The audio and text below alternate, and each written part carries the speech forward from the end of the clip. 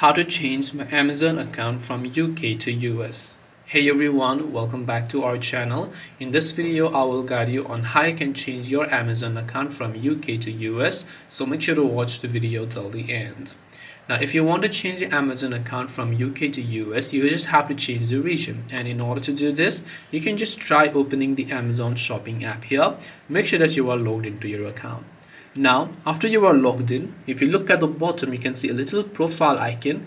Just make sure to tap that profile icon here. You'll land on this page. Then from the top right hand side, you'll find a little flag like icon. Now, if you have chosen UK, you'll find a UK flag. In my case, it's already of the United States. So regardless, you can just tap the flag icon. And then from here, you can just see country and region. So now you can tap on country and region. And all you have to do is just enter the new region that you want to change to, which could be UK or United States. Tap the save option, and then from there your country will get successfully changed from UK to US or vice versa.